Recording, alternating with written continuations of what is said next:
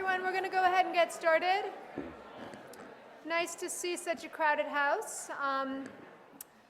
Yes, it's nice to see everybody here. So a couple things. First of all, I think there's some shifting going on between the first lecture and the second lecture. If you guys could kind of, again, remember to go to the lecture you're assigned to. And then secondly, some of you, we had a kind of a thin group last week. We didn't have quite everybody here. And I should let you know that unfortunately the audio recording did not work. The technology did not work in the room for me to record the lecture. So just keep in mind that's not, that audio online is not a given, it's a plus.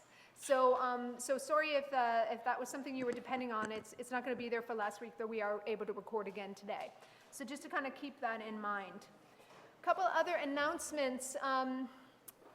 One is next class, next week, next Tuesday. I'll be doing both your morning lecture and your afternoon lecture. So we're going to have 2 art history lectures next week. And this is in direct response to my own anxieties about not covering enough material in this course. So if I had my way, we'd be together a lot longer. But because of that, Phil has very graciously allowed me to take over one of those sections. So just so you know, I just wanted everyone aware that we're going to do 2 thematic lectures next week. And you do have to, they won't run back to back, they'll run, just the way they run now. So just to kind of keep that in mind, you'll have to come to your regular classes next week. Yes? Did you say that today you won't be able to record either? No, today I can record. Yes, today it's fine. Any questions for me? I had great response about my giving you only half of the lecture last week. Everybody said, could you do that more often? So which really humbled me as I walked through the halls. So, but unfortunately, no, I'm not going to do that today. So I was able to pace myself a little bit more clearly in the first part of the lecture. Okay, so last class, and we'll start, though, I'm not going to go back to the slides that we missed from last class too much. All sorts of interesting things I could say about them, but I'm just going to use 2 of those, or 3 different images from lecture that I missed, and particularly around the work of Henri de Toulouse-Lautrec, to talk about, kind of recap some of the issues we were talking about in relation to modernism, and then begin to use that as a way to move through, or to connect to, engage with some of the topics, some of the issues we're going to discuss today around pedagogy. Yes, there's a question.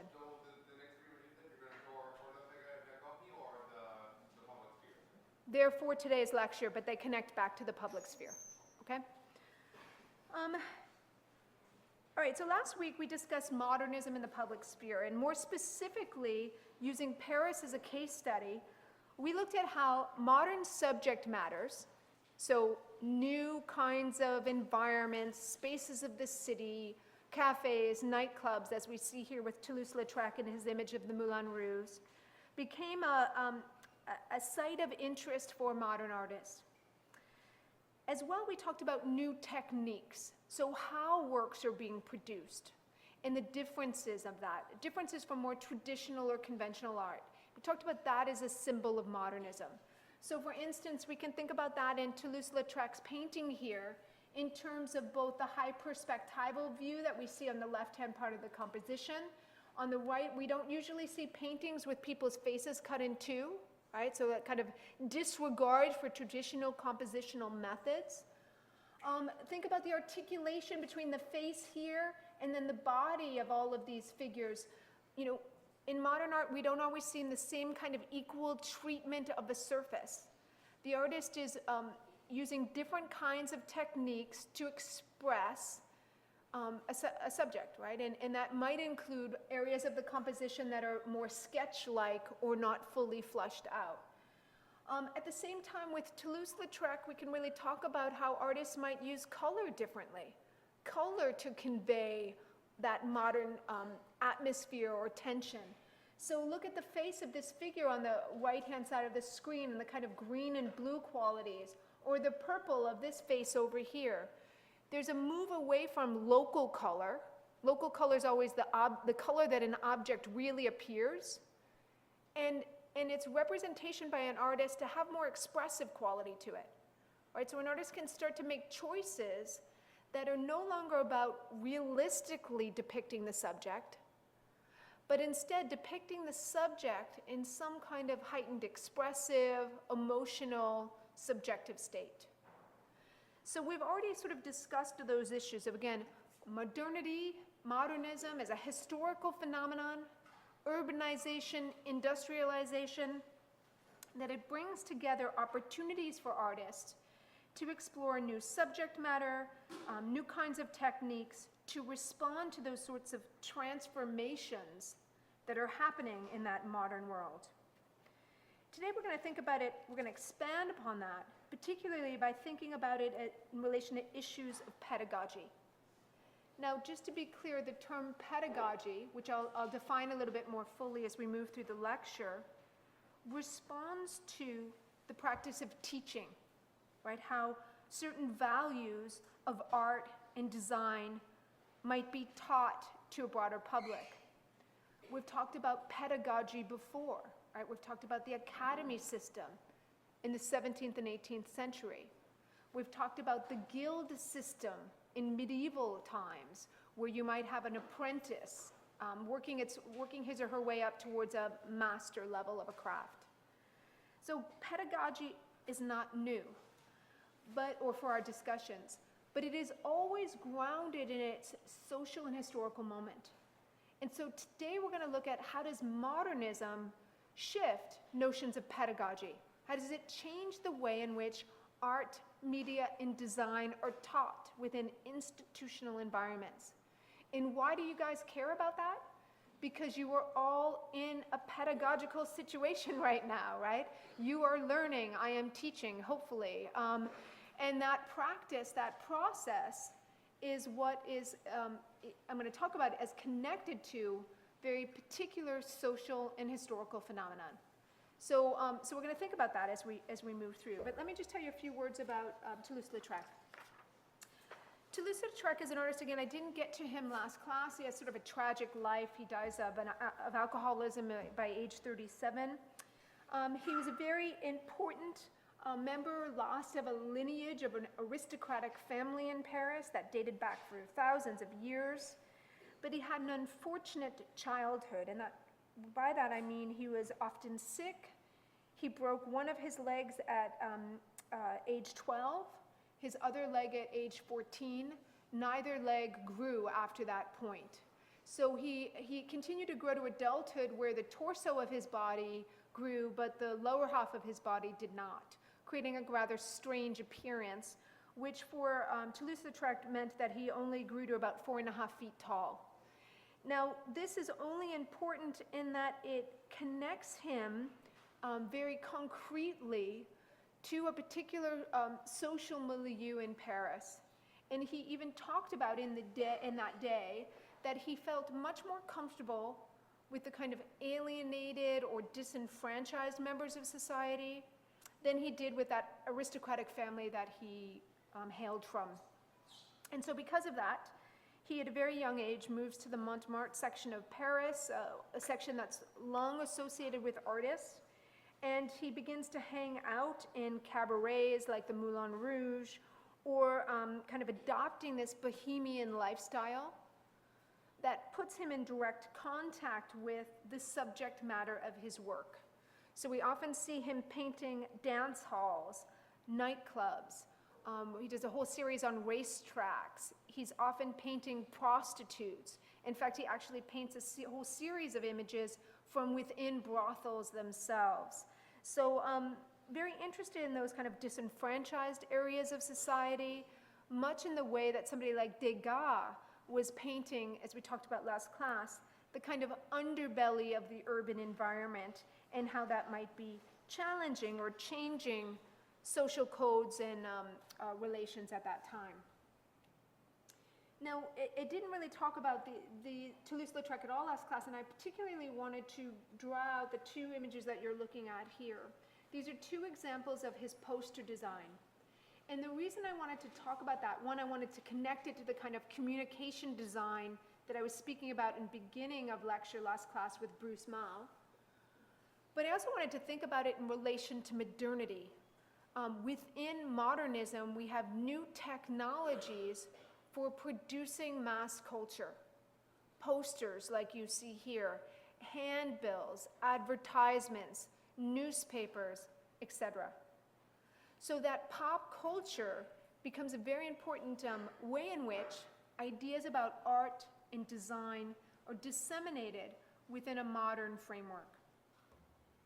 Specifically in relation to these two images, I'm talking about a new technology of lithography. And we've discussed lithography once before in this class, but I just want to be clear we understand its possibilities and why it becomes so popular by the end of the 19th century.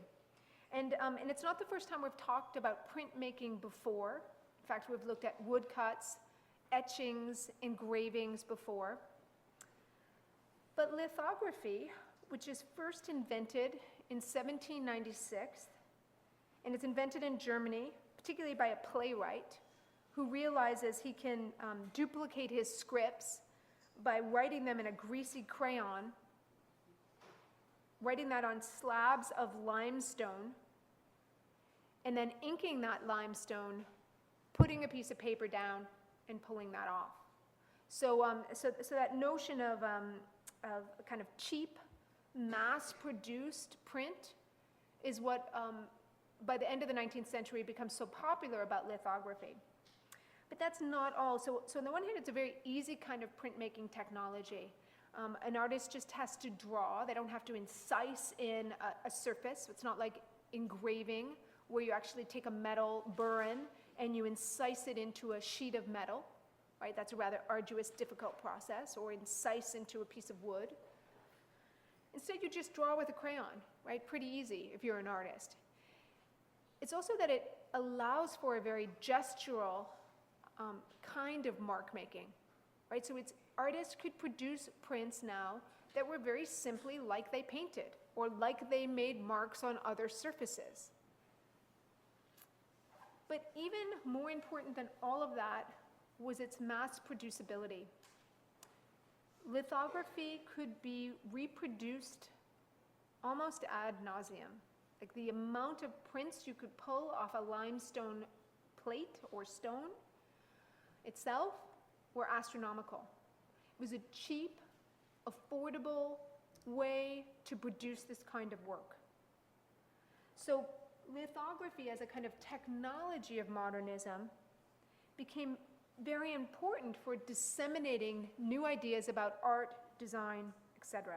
And we can think about that even in relation to what you're looking at here. These are two different posters basically for cabarets or performances in Parisian dance halls at the time. And in fact, on the left we see an image of Jane Avril. She's a very famous can-can dancer. In fact, so famous that she tours the can-can throughout Europe at the end of the 19th century. And look at how Toulouse-Lautrec is using things like those Japanese ukiyo-e woodblock prints from the 19th century as a source material. Right? Think about that high perspectival view, the strange perspectival relations, the use of the foreground of the composition. We have a very close view of a hand and an instrument and some musical script, although none completely realistically represented here. So it's about using that in a fun, innovative way to signal issues around modernity. On the right, we see that same dancer, but here she's a patron at another club, the Divan Japonais, another kind of nightclub in Paris that was recently renovated, particularly in a Japanese style. So that kind of interest in the quote-unquote other that we've talked about before in this class now as an exotic marker of difference within modernism, something that can signal the new, the interesting, the in some ways the experimental. And so here we see Avril on the right, seated next to a very important 19th century, late 19th century art critic, as they're watching other dancers and performers. So when we think about modernism and the tensions that modernism might bring forth, the ways in which it impacts as a socio and historical phenomenon, art production, we want to really keep in mind the questions that it brings up about things like mass culture. right? How is now art and design much more accessible, much more affordable, available to a public? But it also brings up questions about the very nature of what art and design is supposed to do. And here I want to, remember last class we began to talk about Marxism, and particularly Marx's critique of gentrification and of the urbanization of Paris. And so I want to kind of extend that. In short, Marx was worried about modernism, right? What is it doing to socioeconomic classes? How is it changing the nature of a city landscape? What are the socioeconomic costs of that? And also, how does that relate to a capitalist worldview? So we're going to keep all of that kind of Marxian critique of modernism in mind as we begin to talk about ideas of pedagogy in relation to modernism and arts education. And particularly we're going to think about what were certain arguments around how to proceed with art and design education in the modern world. And to do that, we're going to look at a couple different models or methods, but at stake in all of them is a questioning of the relationship between rather traditional notions of art, a modern historical context, in a new age of mass production, and a machine-based aesthetic. And so we're going to kind of come back to and think about those things throughout today's class. And to do that, we're going to start, so we're going to leave Paris behind for a little bit. We're going to spend most of the rest of the class between Britain and Germany. But I did want to introduce a word. It's actually not, I'm adding it to your keyword list. So I want you to write this word down. This is now one of your keywords for today's class. And that's the term arts and crafts movement.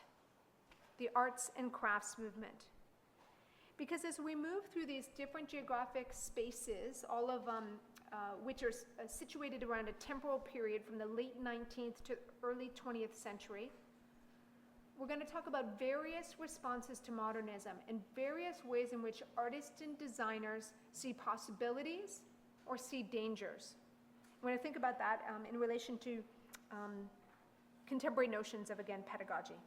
So we're going to start with arts and crafts movement. And to think about that, I'm showing you a slide here, an image of wallpaper design by a designer and artist by the name of William Morris. So we're going to talk about Morris and an international design movement that he starts, known as the arts and crafts movement. So by arts and crafts movement, I mean a design movement that flourished between 1860 and 1910, in which was led by the artist William Morris, among others, and inspired by the writings of a 19th century critic called John Ruskin. And I'll spell his last name for you, Ruskin.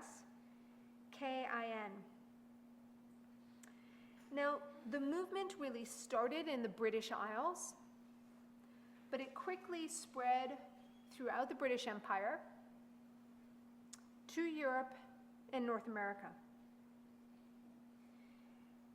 In short, the arts and crafts movement was a reaction against or perceived degradation in design or a lessening of quality in design that happened because of the conditions of its production. So in other words, arts and craft movement was responding to what they saw, what these artists and designers saw as an impoverishment of design or a degradation, a lessening of design values and qualities in relation to notions of modernism, the conditions in which they're produced, these objects are produced. And in part, these thinkers, theorists, artists come together as a response to something you guys already know about, that 1851 great exhibition at the Crystal Palace. William Morris was there, Owen Jones, another member of the arts and crafts movement, He was actually the one who did that interior design and banners for the Crystal Palace. They were there, and what they thought was that the machine may be interesting, industry may be interesting, but boy, it produces a lot of bad art and craft. And so this movement really began as a way to rethink design in relation to, or even outside of, its reliance on the machine. So in that way, we can think a little bit about the arts and crafts movement as being reactionary. It's largely anti-machine or anti-industrial. Although it depends on which figure you're talking about. Some of the arts and crafts designers and artists took up notions of the machine more fully than others.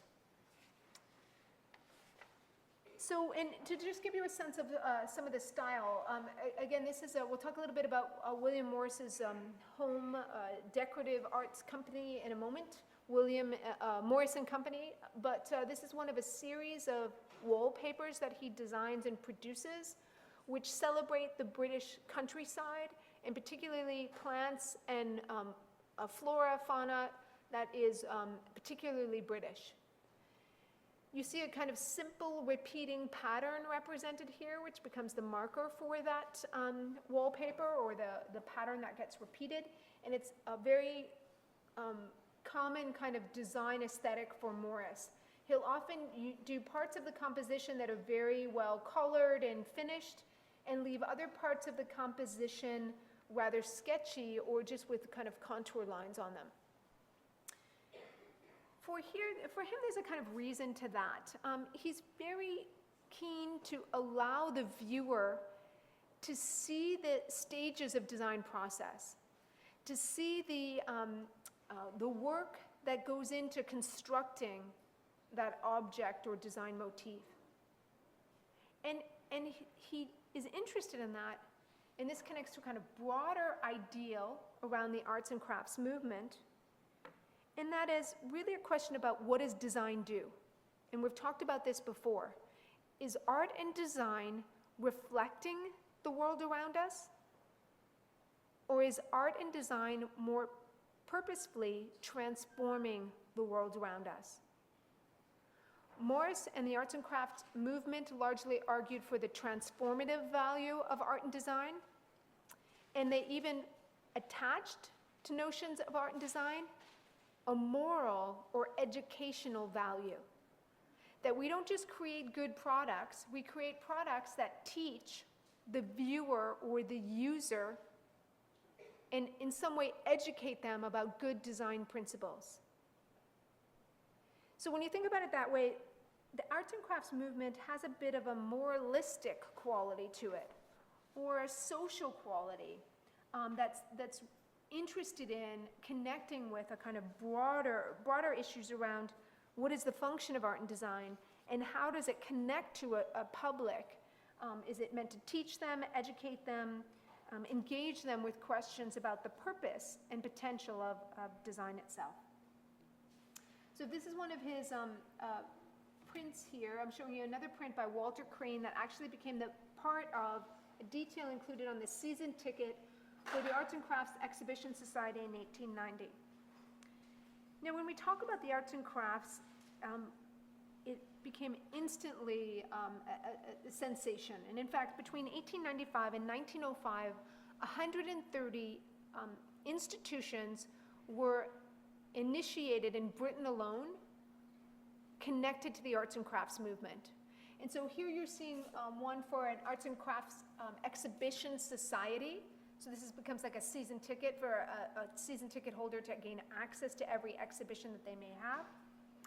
But a lot of those 130 arts and crafts organizations that were formed in Britain were actually art schools.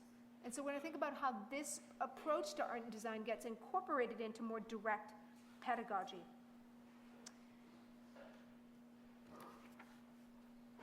Now, as I mentioned, there are some sort of attached to it some social principles.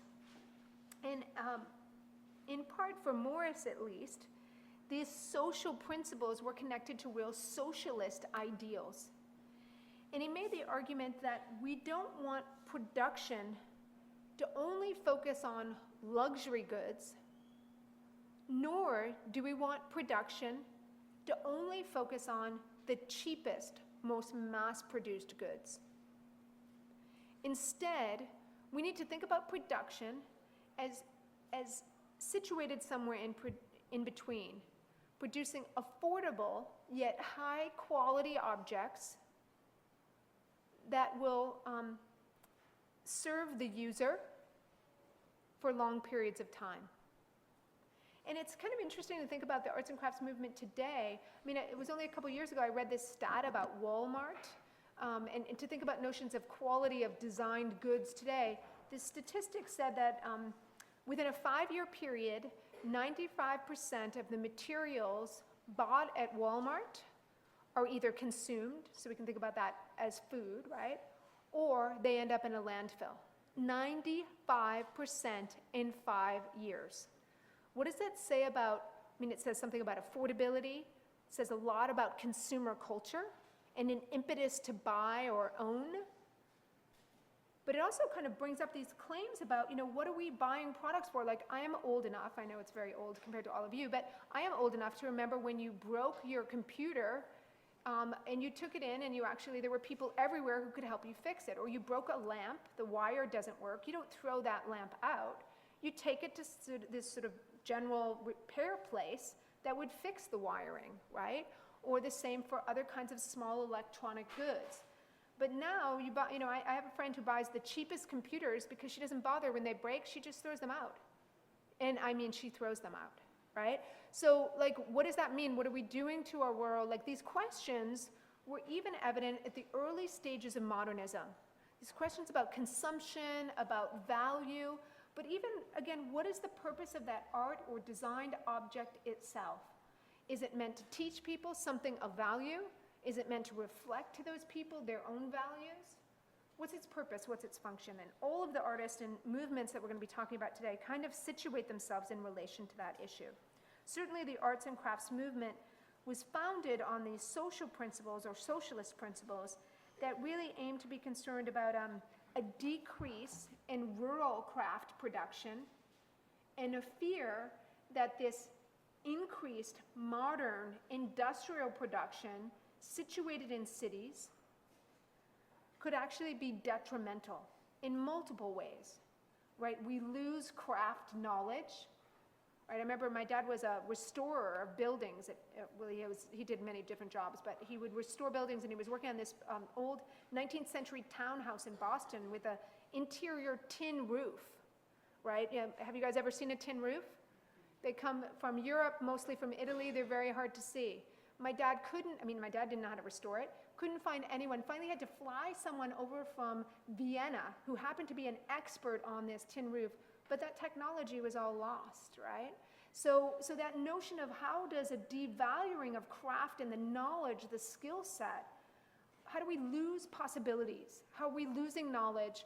That's part of the arts and crafts movement, but it's also if we just stick it in the city, if we're not producing rural crafts and small workshops, training individuals, then all of a sudden our economy is shifting only to the city. And that's leaving a lot of rural centers or areas without enough trade, without enough possibilities. So it's a question about design values, but it's also a question about broader social economic values. Here we're looking at, I didn't really talk about that, it's just to say, notice the weaving shed in Morris and Company. And right around 1865, Morris starts with a couple others who eventually pull out the Morris and Company brand. And that's basically a domestic product brand. They do everything from tapestries to functional everyday domestic objects to wallpaper, et cetera, furniture design, et cetera. And here you see one of the weaving sheds, and you'll notice they're all hand looms. They're big technology, if you will, but they are not mechanized. You still need an individual to thread it. That's interesting when you consider in 1851, at that great exhibition, we saw the first mechanized jacquard looms being represented. So it's sort of interesting that even 40 years later, Morris is saying, no, we're going to do this by hand. That said, there are some kind of ironies and disparities, and here we're looking at an imprint that, or trademark that he produces for his Kelmscott Press in 1891. Kelmscott Press was a press which he founded to refashion what he saw as pretty bad communication design, font design principles coming out of the Victorian typographic movements, and to instead look back to things like medieval manuscript production as a sort of model for contemporary typographical production. And so he's using a printing press here, but he's designing a typeface that looks an awful lot like a kind of manuscript or medieval font that would be a hand-produced script. When I say there's a certain irony here, so he's interested in this, the Kelmscott Press, though, was only producing books which were really bought by a pretty elite populace. So even within Morris's own ideology, there's tensions between this idea of making good design available, affordable, maybe not mass-produced, but affordable, and the realities of what that handcraft actually costs to produce. So Morris is very anti-machine, but some of his peers begin to realize quite early, we need to look for more of a leeway between the two, right? How can we use design and machines together smartly, intellectually, with good values and principles, so that we're not just catering to the lowest common denominator, but instead producing thoughtful design. That's the idea. Okay. So we're not going to talk too much about Morris any longer, but I did just want to introduce that arts and crafts movement because I was thinking about it, for you guys who are moving into the industrial design or communication design, and next year we'll not be taking modern art, but we'll be taking design history of the 19th and 20th century. I really want to make sure you were at least introduced to the arts and crafts movement before then. But we're going to look at a couple other pedagogical models. So the pedagogical model in the arts and crafts movement revolved around, again, a kind of workshop model, almost like the guild system of the medieval period. You would have these sort of small cottage industries situated in rural areas. People would apprentice, learn a craft from a master, and kind of work it through there. But that's just one model of pedagogical operations in relation to modernism. Again, one that's pretty reactionary against what were perceived evils of modernism itself. I'm now going to talk about a couple other organizations, the first being the Werkbund, the German Werkbund, which forms right around 1914. And the word Werkbund just means work collective. So this is a little bit different kind of pedagogical model. It's a group of artists, engineers, architects, designers, who sort of loosely band together to kind of trade ideas. And the Werkbund, this association of architects, designers, industrialists, artists, was really about trying to think about ways to align art and design with industry. How can we do it more mindfully? How can we take that fear that somebody like William Morris has of the machine and demonstrate that it's misplaced, right? That we can actually use the machine well. Now, the Werkbund first formed in 1907, though it held its first exhibition in 1914, the poster of which you're seeing here. And it was funded by the German government. So again, that connection between art and design and those nationalistic values of the government.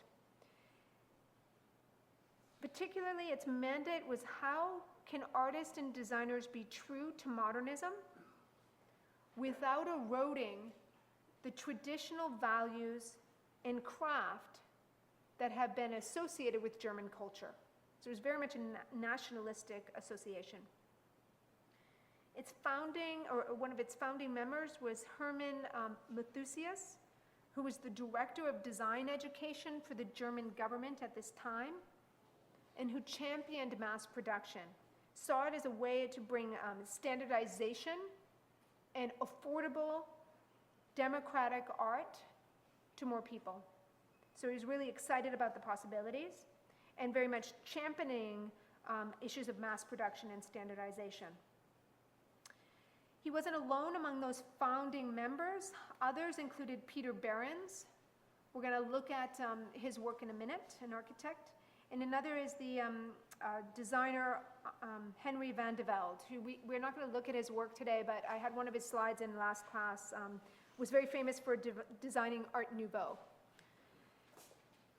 And as I mentioned, the Werkbund was primarily interested in the link between the artistic and economic aspects of mass production. They argued against revivalism. What I mean by that is they didn't like the arts and crafts movement interest in medievalism. They didn't want to look back to any style from the past and bring it forward. Instead, they argued that a modern historical moment had to have a modern-looking art and design practice. So they were very much about connecting those aesthetic ideals of modernity with ideas of mass production and feasibility. It was not just a group of artists and designers, though. There were architects involved, and in fact, in that 1914 first exhibition, a whole group of architects got to build prototypes for different kinds of buildings. In here, we're looking at a 1914 prototype for a factory produced by the architect Walter Gropius in partnership with another architect, Albert Meyer. Now, why I'm kind of showing you that, and this is a bad photo, two bad photographs of a building that was actually built. So these prototypes for factories and other kind of prototypical buildings that were produced for this 1914 Werkbund exhibition actually were physically built, although they were never inhabited buildings for the purposes of, that they were designed for. And they were all dismantled shortly after the 8-month exhibition. Now, let's talk a little bit about the model factory. Gropius and Meyer were commissioned to build this model factory and office building for the exhibition, the Werkbund Exhibition of Arts and Crafts and Industrial Objects. And Gropius, who we're going to look at later in the class as one of the initial founders of the Bauhaus, was very much concerned with the ways in which factories should be able to articulate a kind of monumental grandeur. You know, so there should be significant kind of public buildings, or they should connect to these sort of monumental architecture of the past. So he was looking at prototypes of like literally temple design from ancient Egypt, or you know, massive Roman structures as a kind of prototype. But he was also interested in how to make that look modern. So as we see here in the bottom slide, as well as on the side of the top slide, he felt that a modern machine factory should demonstrate itself through modern materials. And those modern materials might include long expanses of open glass sheathing, might include representing on the outside of the building its function. So in other words, on each corner we have these staircases built in with glass walls so that everybody from the outside of the building could see what's happening on the inside, its function. He argued for a kind of overhanging roof as a symbol of a sort of modern design.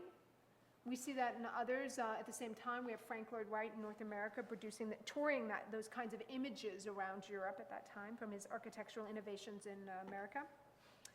And this began a kind of discussion about that. And so Gropius is only one articulation of what a modern design might look like in relation to architecture.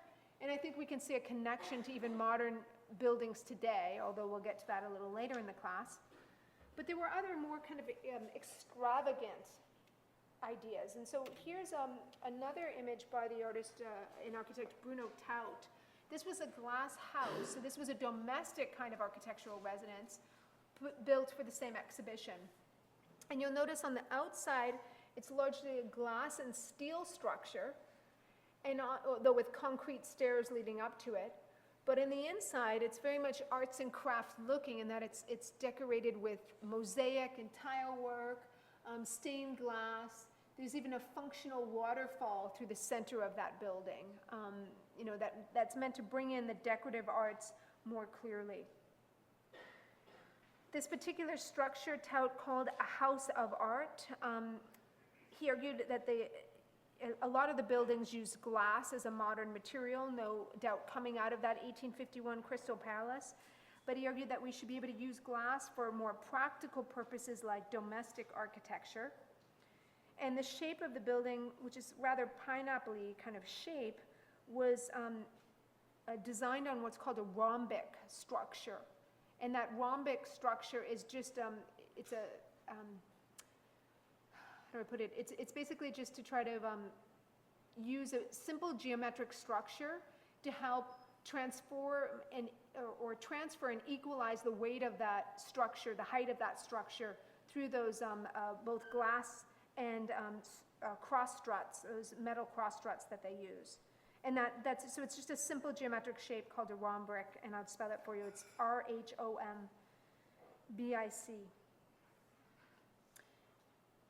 So if these were two of the sort of early artists, architects associated with the Werkbund and kind of interested in that material, I'm going to show you the work of one other architect, industrial designer associated with the Werkbund, and who's really influential. And again, I want to bring it back to notions of pedagogy. So pedagogy is happening not just through societies, not just through art schools, but also through just ateliers or studios of different designers and architects. And Behrens is an interesting example of that. He's one of the founding members of the Werkbund. He exhibits in all of their shows. But here I'm showing you a factory that he produces called the AEG Turbine Factory right around 1908. And it's interesting because Behrens is also one of the first industrial designers, or one might even call him a brand designer, because he was hired by AEG, which is electrical company. It was an electrical company in Germany, and he was asked to do everything from their corporate logo to designing their factories. And that's how Behrens approached the design process. A designer would design everything, would not be kind of stratified into program areas. And we can see that logo for the building or for the company up here. But it's influential because some of the biggest architects and designers of early 20th century Europe and North America came out of his studio. So people like Gropius, Walter Gropius, who we just looked at, worked for Behrens. Le Corbusier, a French architect, very famous, worked for Behrens, as well as another very famous German architect, Mies van der Rohe. So his studio itself was a real hotbed of pedagogical sharing and discussion. He was one of the first, also like Gropius might have had that prototype for a factory building in the 1914 exhibition, but this really was a kind of modern factory building. I'm showing you here the front facade, and this building still exists, but here I'm showing you the side, both that glass wall with these supporting structural steel beams, but I'm also showing you in this image on the left what I just think is such a beautiful detail of one of those steel beams. This demonstrates how one of those beams hits the pier below it, right? Just that kind of simple design quality of, where every element of that architecture is carefully thought through and articulated. And so, and that's what Behrens really became known for. He argued that we need to connect commerce, art, industry, craftsmanship. And if we do all of that together, then we will have the right kind of educational models for art and design. Right, so all those things together. But you'll probably know Behrens for another reason, and maybe these two objects might spur that along. Here we're seeing two early product designs by Behrens, a clock and a fan. These became, they were both designed for AEG, so they were things that he produced but then were made into mass-produced projects by the company.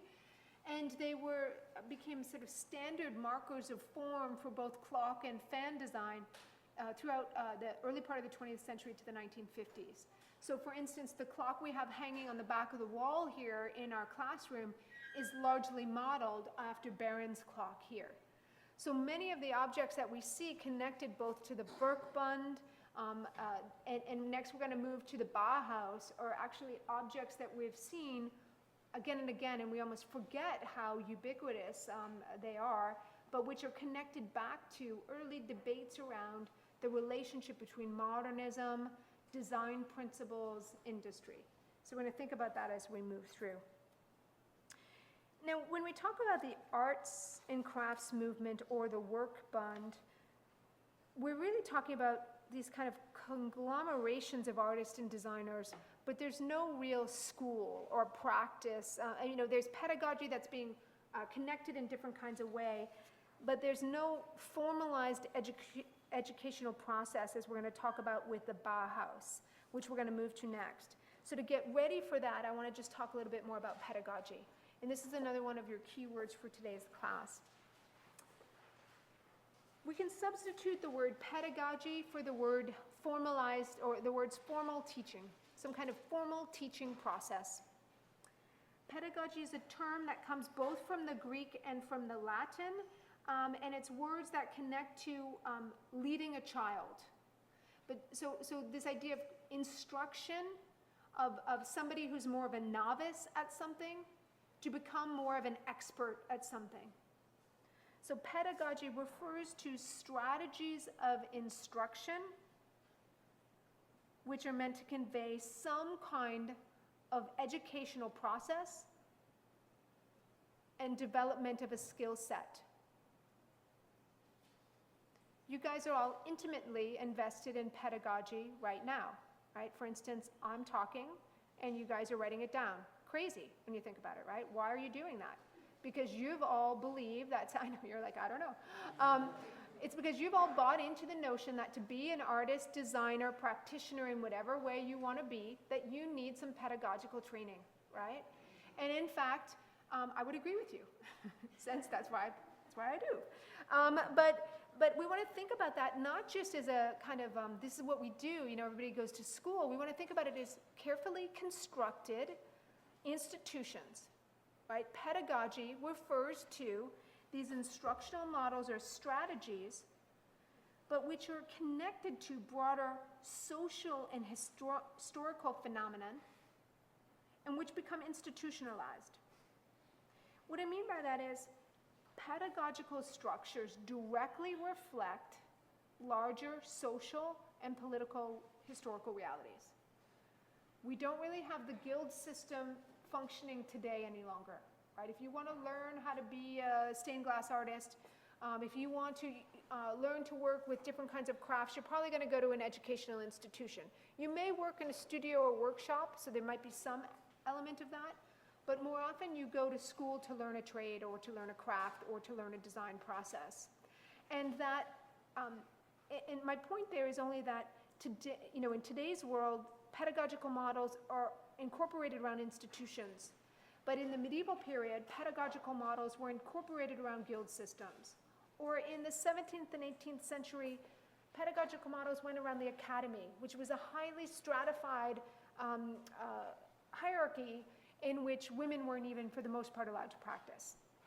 So whatever model of pedagogy might exist in a society is directly corresponding to the social, political, social realities of that society.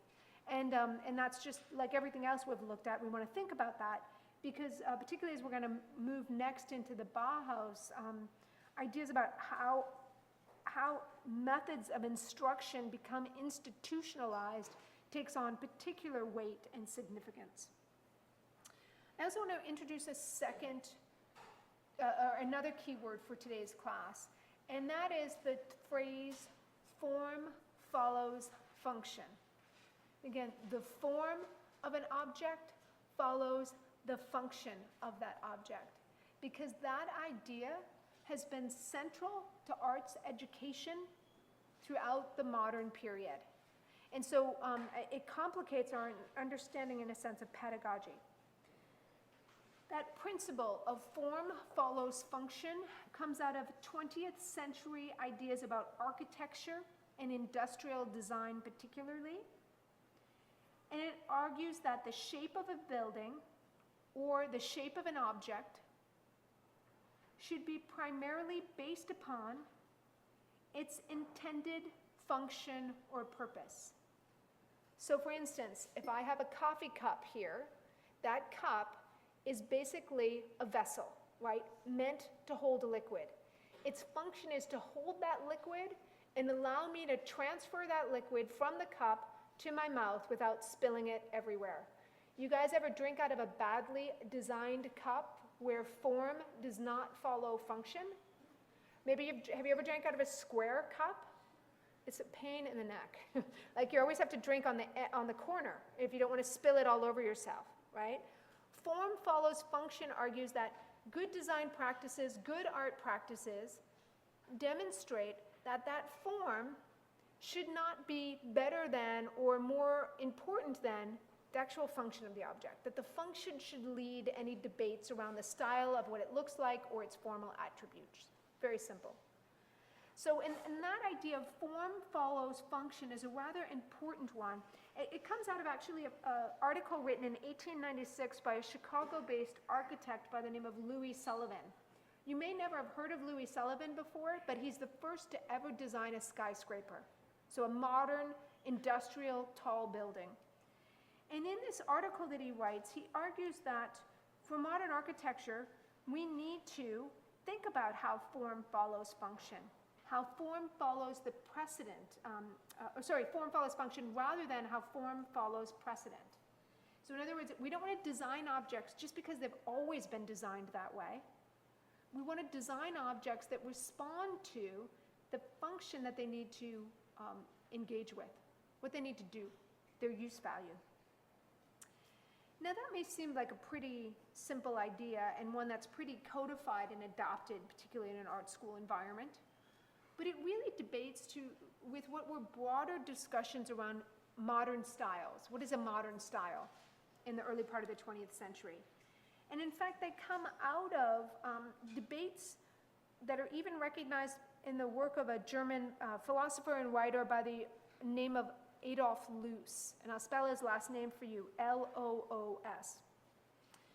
In 1908, Loos writes an article called Ornament and Crime, Ornament and Crime.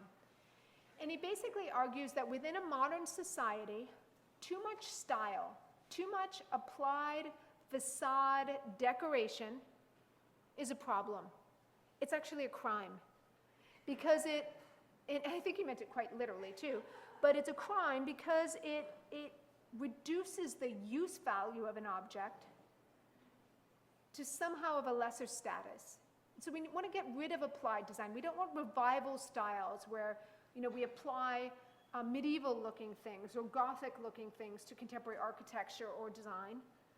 Instead, we want to look at modern values and strip that design away so that decoration and style become largely or become a very small part of the design process. That most of it really incorporates or connects itself to broader questions of functionality and use. And certainly that comes up in the two images that you see here. They're largely, both objects, whether the fan or the clock, are largely reduced to the simplest kind of formal mechanism to demonstrate what their function is, to clearly tell time or to provide the largest air mass circulation through a fan, right? So just clearly kind of giving us a sense of how that's meant to work. So pedagogy, form follows function. I want all of that to lead us to where we're going to go for a large part of the rest of class, and that is to the Bauhaus. And particularly, we're going to look at the Bauhaus as a kind of model, educational, pedagogical strategy for a modern era. And why the Bauhaus matters so much to all of you is because literally the majority of art schools formed between 1930 and right around 2000 in not only North America but globally have been founded on Bauhaus principles. So the very notion that you take a foundation year comes out of the Bauhaus. Ideas about stratifying knowledge, that you learn certain technical skills in workshops, and that you might have other kinds of teachers or professors that were called masters within a Bauhaus terminology who would teach you different kinds of conceptual material. All of that comes out of the Bauhaus. So Emily Carr isn't exactly the Bauhaus model, but it's quite close. And for that reason, I think it kind of helps us understand a bit how we're formulated and the choices that we make in terms of pedagogy and education. I mean, because I hear it all the time, right? Like I hear, students, actually that's what I love about an art and design school environment is that I do hear it all the time. Students complaining about the organization, why do I have to take this class? Or, I shouldn't have to, I only want to study design, so I shouldn't have to take these other things, right? All valid questions, but my answer to those are always twofold. One is first, who said in a university you get to take everything you want to take, right? When I went to university, I had to take calculus. What the hell good did that do for an art historian, right? None. So you take what you take because your teachers and the pedagogical apparatus in place has determined this is what a holistic, conceptual, intellectual, educational method looks like for you. But secondly, what the Bauhaus did, it argued that you need all different kinds of knowledge to be a master of your craft, right? You may want to be an industrial designer, but if you don't know a little bit about history, you don't know a little bit about painting, you don't know a little bit about conceptual problems in other related or even unrelated fields, you'll be less good at that craft that you want to apply yourself to. So contemporary notions of art pedagogy largely came out of the Bauhaus. And now we're actually seeing a new kind of resurgence of questions around pedagogy that are questioning a lot of those Bauhaus methods, but that's a different conversation. Okay, so let's make sure we know what the word Bauhaus means. First of all, the term Bau means construction, Haus means house in German, so basically house of construction is what the term means, but it's the word used for German School of Art and Architecture, art design and architecture, which is founded by Walter Gropius. We already saw his name with the Werkbund, and which was a merger of two pre-existing art schools. One was a school of arts and crafts, and the second one was an Academy of Fine Arts.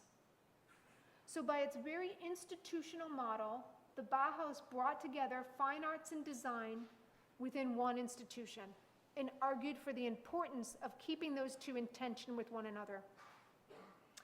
The school had a rather checkered past. Particularly, this has to do with being in Germany. It's founded in 1919. That's right at the end of World War I. I always think we should remember those big world wars when we want to think about 20th century history. World War I, 1914 to 1918 or 1919, depending on where we're talking about. World War II starts, we'll get to that a little later in the class, but starts as early as 1936, but we'll get to that a little bit later. The Bauhaus is interesting because it situates itself directly in relation to that interwar period. It starts in 1919, it ends in 1933. And particularly it ends in 1933 because of one very particular reason: Adolf Hitler comes to power. Adolf Hitler does not like anything to do with modern art or modern design, so he closes the Bauhaus. In fact, if you guys are looking for a movie to go to this weekend, you might want to look at The Monument Men, which talks, I'm going to reference some of the material from that a little bit later in the class, but that talks very much about Hitler's programmatic anti-modernist rhetoric in relation to contemporary art and design. So we'll get to that a little bit later, but just to kind of keep it in mind. Now, the Bauhaus might have existed from 1919 to 1933, but it existed in 3 different locations. And that's significant for a couple reasons. The first, it started in a town called Weimar, Germany, and I'll spell that for you, W-E-I-M-A-R. It was there from 1919 to 1925. The Weimar site was important because Weimar was a city that was a lot of industry in it, and the Bauhaus was very concerned, even from its inception, between the relationship between industry and art and design school practices. It then, in 1925, moved to a town called Dessau, D-E-S-S-A-U. It was there till 1932, so from 25 to 32. That was also another city. That's an interesting manifestation of the Bauhaus because, first of all, they built the whole campus. So all new buildings, Gropius got to design a bunch of it. We'll see some images of that in a minute. But it was also significant because it was another city with a lot of industry. And again, part of the Bauhaus's mandate was to connect good design practices in school with actually getting those objects made for mass production. And they had a whole office at the Bauhaus that ensured that kind of connection between art, design, and industry. So it moved to Dessau, and then its last years, from 1932 to 33, its very last year of existence, it was closed down by the Nazis. That's interesting for a couple reasons, that closing of the Bauhaus.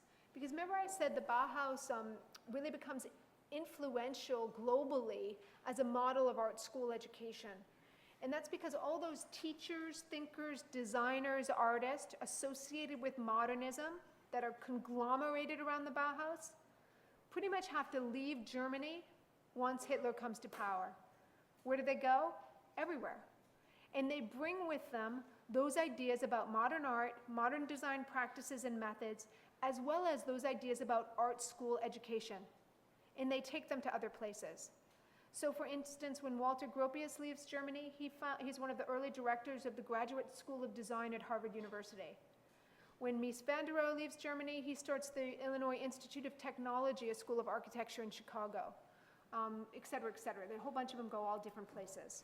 So these ideas of the Bauhaus become institutionalized really globally, a little bit more in the West, but even in Asia, and that's really significant and interesting to think about. Okay, I'm showing you here a slide that we'll talk about just briefly. On the right is a text. Here it's written in German, but you have it in translation on your Moodle site as one of your web resources. This is the Bauhaus Manifesto. In 1919, Gropius writes a manifesto talking about what this new art school will be. And in it, he argues, first of all, he connects the Bauhaus's name to ideas of medieval Mason lodges. So there's, just like with the arts and crafts movement, there's an interest in medievalism. In fact, we have a modern artist of the day, Lionel Feiniger, producing a woodcut print that was printed along with the manifesto, which shows us a cathedral.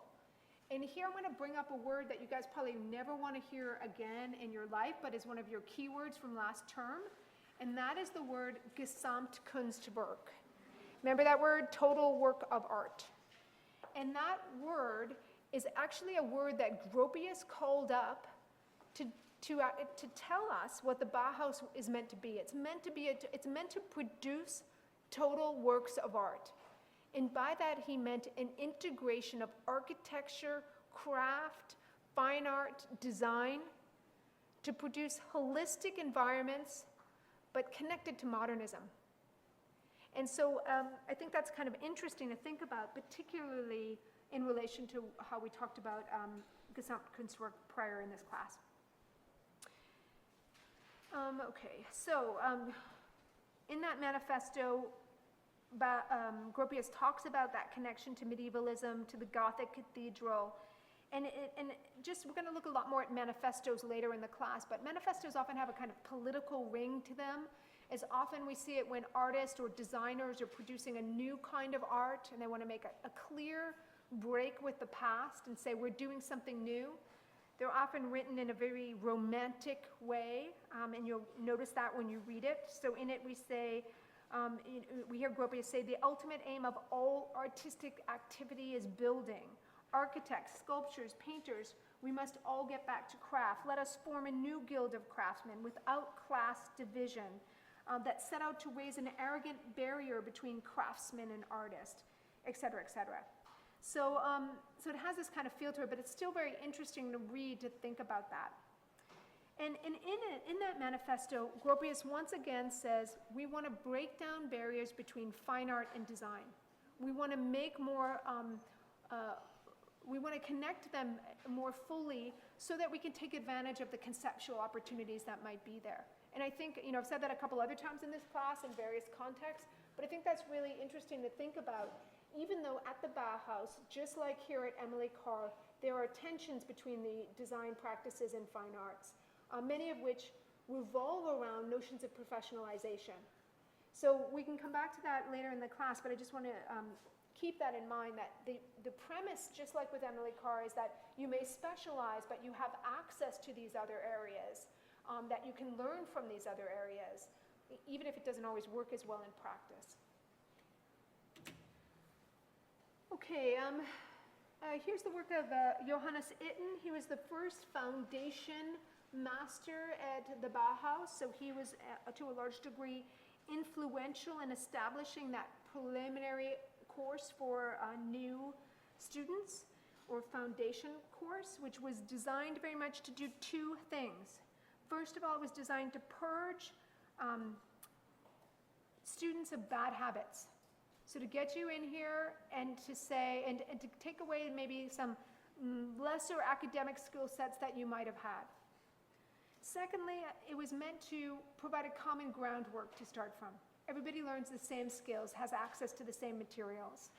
All sounds kind of familiar. Same kind of idea of our foundation program, though a little bit different in some ways.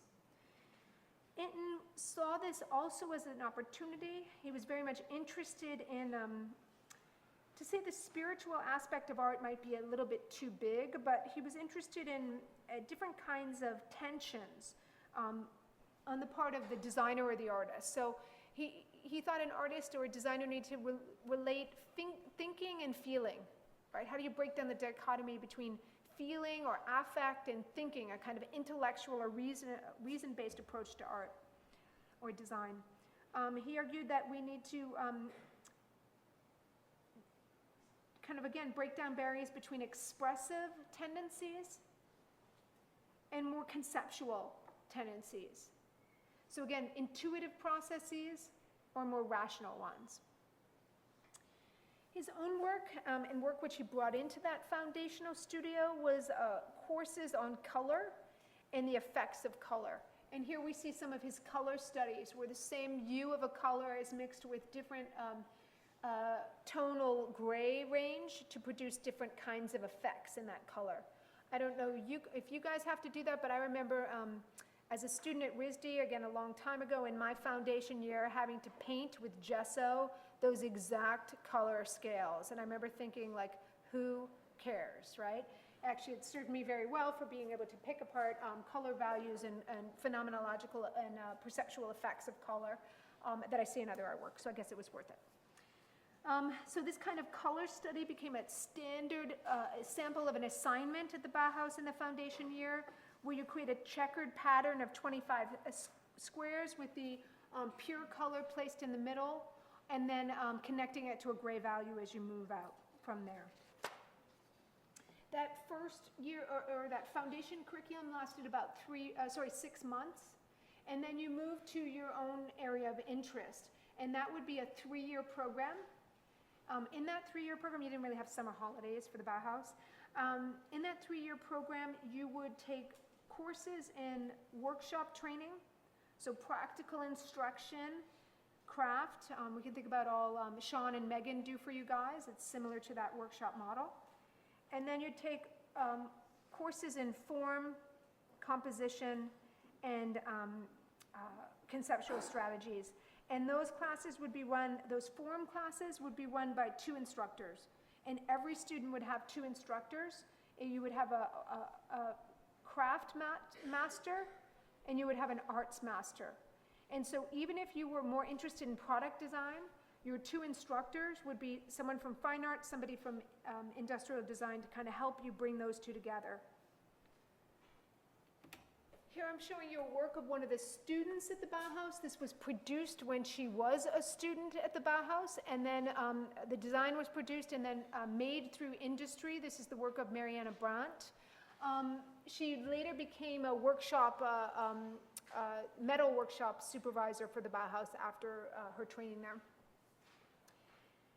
Now, a couple things that I want to bring up around the training at the Bauhaus. First of all, and this comes out of the Mariana Brandt image here, there was lots of opportunity for women. The Bauhaus did not discriminate on the art students that they took. They took, for the large part, often equal amounts of men and women.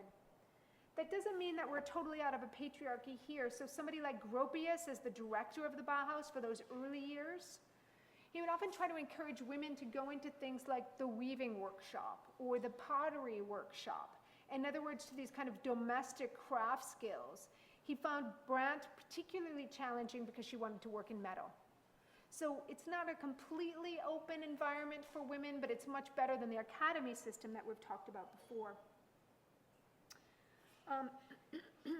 As I mentioned, after being a student at Bauhaus, she became the head of the metal workshop in 1928. Her designs for household objects such as lamps, teapots, really bring to the fore some of modern industrial product design. She basically became when she became the head of the metal workshop, she was responsible in that role for negotiating contracts with industry. This is kind of what our research office does at Emily Carr, where you have a student who wants to get something mass-produced, and this particular liaison in the metal workshop, Brandt, would allow for doing that responsibly. So working with an industrial partner to argue for the production of this material, to ensure everybody's rights are respected, and to get the student paid for that work. Of course, the Bauhaus took a cut of it as well. Maybe you'll recognize the object on the left, another one of Brandt's designs, a very utilitarian table lamp or desk lamp. In fact, I have the same desk lamp almost in my office, which I bought just a few years ago at Urban Outfitter. So this notion of modern industrial design that starts all the way back in the Bauhaus is something that we still see produced today, and in fact has largely, changed the ways in which we think about modern design and objects. So the Bauhaus is incredibly fundamental in that way, foundational really. Now,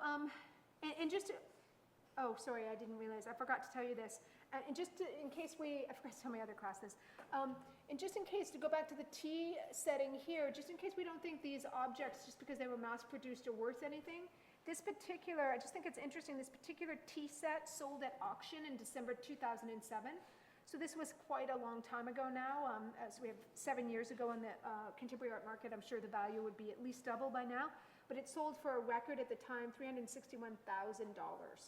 So, the idea of mass production might have meant something in the moment, but now it's a pretty highly collected and expensive kind of object. Okay, to go back to this pairing here, I wanted to show you that while Mariana Brandt is working in producing these industrial objects like table lamps, she's also producing photomontages and collages that you see at the right. And these are all being done both as a student at the Bauhaus and after. So again, kind of breaking down that design, fine art divide a bit, and realizing that all of those strategies of making can be available to you as a designer or an artist. And that maybe those terms themselves, designer or artist, can be a little bit limiting. That we want to think about more holistic practices of making that just demonstrate different kinds of strategies of making for different kinds of products or commissions. The image that you see on the right is one of a series of photo montages or collages that she does. She labels them all untitled, an early kind of use of the word untitled, but it may also respond to the fact that she saw them as kind of sketches and not really that significant, we don't know. But often as a subject in these images, she has images of women being negotiated. And that's not unusual for artists working between 1919 and the years right after World War I, particularly for women artists. In fact, one of our contemporaries, Hannah Hoke, is probably a little bit more famous for this, but the questions that the end of World War I brings up for women's roles is very interesting, and this is another kind of global condition of patriarchy at this time. During World War I, women join the workforce. They do the same thing at the end of World War II, during World War II.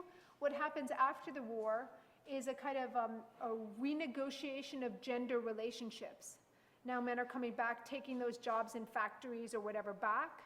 What does that mean for women? So often we see Mariana Brandt's photo collages connecting to conceptions around the new woman, which is a term used to talk about, particularly in Germany, that kind of renegotiation of gender roles in the years after World War I.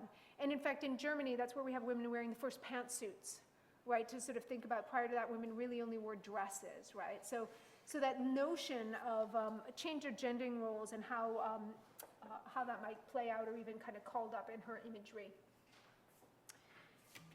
We're going to kind of go through these slides pretty quickly because I want to have enough time to talk about the end of the Bauhaus. But this is another Bauhaus instructor by the name of Moholy Nagy. And Moholy Nagy is a photographer, and here we see one of his images of the Bauhaus, particularly after the Bauhaus moved to Dessau, that second location, when all of the buildings are new and oh, sorry, this is not, it's 26, sorry, this is a, oh no, they do move by then. This is one of the new dorm buildings for the Bauhaus campus. Now, Moholy Nagy is significant because he takes over from Johannes Itten, who was that foundation master. And if Itten was interested in intuition, expressiveness, emotionalism, Moholy Nagy isn't so interested in that. And in fact, he changes the foundation program quite dramatically, and he changes it in favor of a preliminary course structure that prioritizes constructive problem-solving methods, right? So that it's not so much about material-based skill sets, but more conceptual-based ones.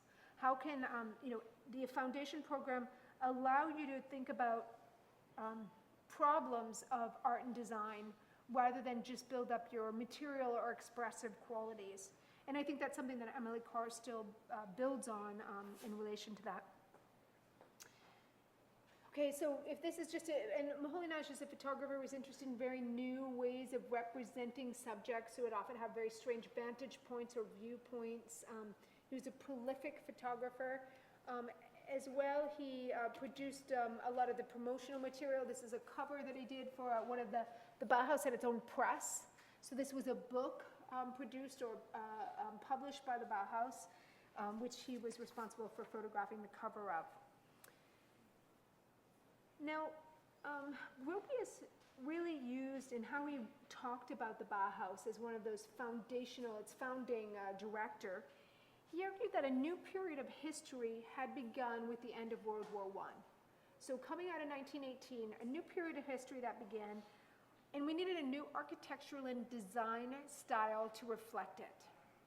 And in a sense, that becomes a lot of the rhetoric around the Bauhaus style. Right? It's reflecting the modern, it's up to date, it's of the now. At the same time, he argued that we need to see that style incorporated not just in promotional material for the Bauhaus, but in architecture, in all consumer goods. We need to see an art and a craft reunited that will ensure this change of values, this change of look of industry and art production around us. So, and that's something that comes up again and again in the rhetoric around the Bauhaus. And we can think about it even in relation to their design. Here's some of the images of Gropius's buildings for that new Bauhaus in Dessau. You'll see on the left a studio building.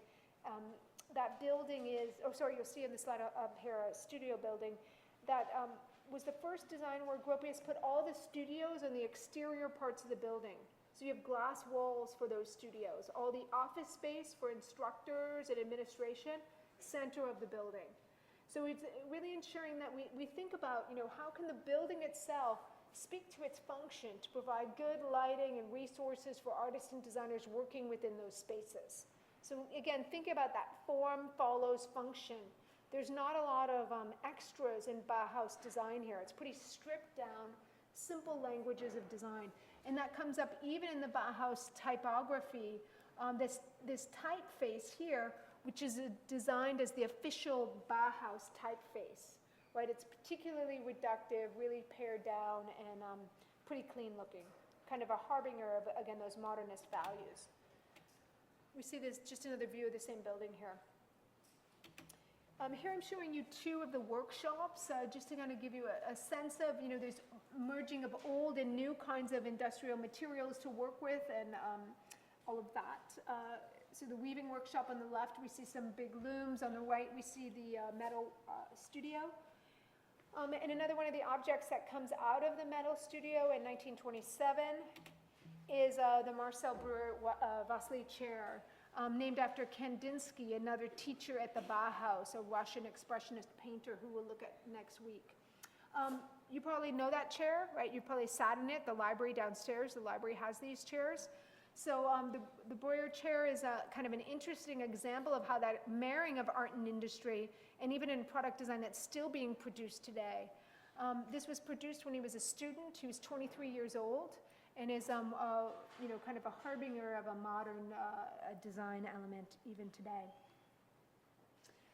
And then one other image here of just a universal typeface designed by another one of the directors. He takes over after Gropius leaves, Herbert Bayer's universal font design, or universal type. Now, the Bauhaus was really an incredible conglomeration of modern artists, designers, and thinkers throughout Europe, right? They all kind of centered on the Bauhaus. So we had a list, this exhaustive list really of artists and designers associated with all different kinds of modern art movements. We're going to talk about some of them next week. German Expressionism, the Dutch De Stijl movement. We're going to look at the Blue Rider group coming out of Russia. So these kind of all very avant-garde, very interested in the new artists and designers conglomerate around the Bauhaus just for a few years, just that basically a 15-year period. But what happens is at that time, they gain so much knowledge about pedagogical structures, about integrating art and design, that they begin to bring it to other places. And so while the Bauhaus has a very short shelf life in a way, as a school, its influence is incredibly long-standing. And it really brings to the forefront what is often talked about, and here I want to introduce your last keyword of today's class, as the international style. Now, as a term, the international style first gets coined in 1932. And it's coined in relation to an exhibition that happens at the Museum of Modern Art in New York. And it's an exhibition that's about modern architecture. But the two writers who are writing the catalog entry for this exhibition call it the international style. And those two writers are the architectural theorist Henry Russell Hitchcock, an architectural historian, and Philip Johnson, an architect. Now, while that term comes out of that book and exhibition, it actually is used much more broadly, both in relation to architecture and design, to signify a kind of universal response or style that's evident globally in the 1920s and 30s around modernism. The qualities of the international style connect to things like form follows function, which we already talked about. No applied ornament, kind of rejection of applied ornament. An emphasis on balance rather than symmetry. And another kind of marker was often expressions of volume rather than a kind of massing of material. What this all connects to or corresponds to is a new style of art production that responds in very simple, utilitarian ways to modernism itself, to the social and historical phenomenon of modernization. I mean, we can even think about the international style today. Any of you ever go to IKEA? IKEA calls up the same kind of language of design. Simple, modular, more about, again, volume rather than massing of materials. Interested in utilitarian function, right? So the international style starts around issues of architecture and design in the 20s and 30s. The name comes out of that exhibition that I mentioned. But it's really about trying to kind of make a sense of, if we can argue for, that this work all kind of corresponds to one stylistic impression. And certainly Breuer's chair, as well as this type font here, calls that up. Now, I do want to spend the last few minutes of class talking about the end of the Bauhaus, because it is an important moment, and in fact, it's really the end of that Bauhaus that ensures, ironically, its success and the success of modernism itself as a new style of art production. Particularly a style of art production very much connected to corporate capitalism, right? Connected to industry or to new kinds of capitalist ventures in relation to product design. After the National Socialist, Hitler's party, comes to power in 1933, after Hitler basically seizes power from his own party in 1933, the National Socialist, it becomes pretty difficult to practice modern art in Germany, modern art and design. So not only is the Bauhaus closed, but if you are an artist that's associated with the Bauhaus, whether you're an artist, designer, whatever, you probably are going to have a hard time by the government. So Hitler's party closes artist studios, pulls practicing license, ensures that industry doesn't work in collaboration with a lot of the artists or designers that were associated with the Bauhaus, which means all those people move to other areas. This is a little bit before, within the history of World War II, the genocide of the Holocaust, where many of those figures were not allowed to leave Germany. But in the early years of Hitler's power, a lot did disseminate through Europe and into other areas, including in North America. So there's a real kind of dissemination of Bauhaus design and teaching methods. But it gets even more complicated than that. And so and here's where I want to think about modern art and design more broadly, so not just in relation to pedagogy. In other words, some of the examples of building or product design that I've showed you in today's class, you can go down to downtown Vancouver and see new examples of all around you, right? This same international style of design based on a simplistic, modern, utilitarian language is still very much in evidence in our world today. And in part, I think that's a direct response to its dissemination in World War II or the years right before World War II in various ways. And so Hitler might have been against modern art, closed down the Bauhaus, closed down those studios of many of those artists and designers, but he also began a broader publicity campaign, which he called the degenerate art movement. And in fact, here you're seeing a poster of the very first degenerate art show that Hitler's party organized in 1937, which was meant to demonstrate how bad modern art and design really is, right? That it's not just bad, and this goes back to those questions that William Morris and the arts and crafts movement debated all the way back in 1860, right? Are we arguing for, what is the purpose of art? Is it meant to edify the public? Is it meant to educate us? Is it meant to teach us new values, new skills?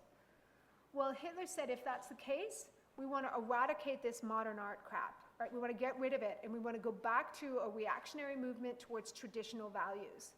And Hitler himself was an artist. He was a neoclassical painter for the most part, a little bit romantic, one could argue. Not a bad painter, really. But obviously really problematic and polemical historical figure in so many ways. So let's talk about the degenerate art exhibitions just as a way to end today's class. And here I'm showing you a poster. Here I'm showing you two views of the first exhibition. So the degenerate art exhibition brought together works of various avant-garde modern artists and designers, and demonstrates what was a programmatic propaganda campaign against modern art staged by the German government. Nazis removed in 1937 alone 5,000 works of modern art from museums in Germany. 650 of these works were selected for public exhibition. The rest largely destroyed. Now, Hitler quickly realized, as well as his whole propaganda campaign, that that work was pretty valuable, so maybe we shouldn't burn it. What they then began to do was sell it on the open market. So that's why you have such great collections of modern art outside of Germany, because most of it left Germany, the implications of which we're still looking at today through repatriation claims. They would install the work in shows, and so this particular degenerate art exhibition, one of 7 different exhibitions the Nazis held, traveled to 11 different cities through Germany and Austria, As Hitler gained more landmass and power in Europe, those shows took place in more places, even in Paris, for instance.